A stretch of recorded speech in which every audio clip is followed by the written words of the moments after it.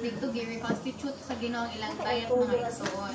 Mo nang ga-supply siya og heavenly manna every day for 40 years aron nga makasustain sa children of Israel. Amen. Sa Egypt mga igsoon ilang ginakaon kay leeks, garlic, onion, kanang mga butang nga mo na ang mga butang sa kalibutan mga igsoon. So likewise sa dihang wala pa to nakabagon sa kinabuhi sa Ginoo, atong constitution kay lahi pa daghan pag mga kalibutanong butang ana to. Mamalikas pa ta, daghan pa kay tag buhaton nga dili kahimot sa Ginoo. Dili siya pagsabot nga kinaon nga materially kundi ang ato ang constitution good expression nato sa atong kaugalingon. Very worldly good mga igsoon.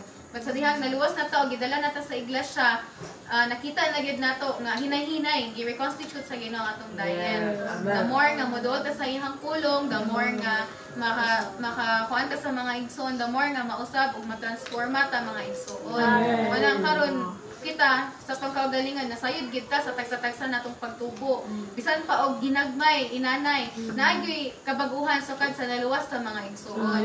Dili pod na to i-allow nga ma-remain the same ta sukad sa atong pagkaluwas until today.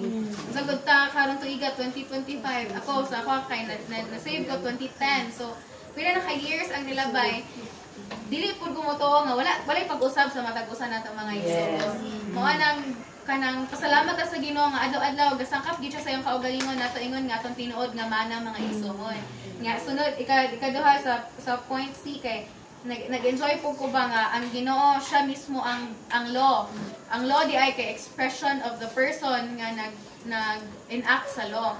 Nga nakita sa Ginoo nga after feeding the children of Israel with the manna, gismite ni Moses ang rock mga igsoon. Nga ang iyang gigamit ihang rod. So si Moses nag-signify siya sa kuan mga igsoon, ang rod nag-signify siya sa authority, sa law. So kani daing law mga igsoon gibuhat day sa Ginoo aron nga iyang ipadayag ang iyang kaugalingon din hinato. Mo nang the law is the expression of the person. Makita nato kung unsa gid nga klase nga person si Lord Jesus ba nga iya yung gisangkap ang iyang kaugalingon sa tanang mga katawhan. Mo nang day by day padayon ra gid ta nga magpahimulos niya mga igsoon. Nag-enjoy ko ba nga this year sa 2025 kinahanglan nga by the end of the year kay naagi igo nga Kristo ug igo nga pagtubo dinhi sa atong sulod mga igsoon. Dili na to pasagdan nga mulabay lang ang mga tuig nga wala tay naggihin nga Christ.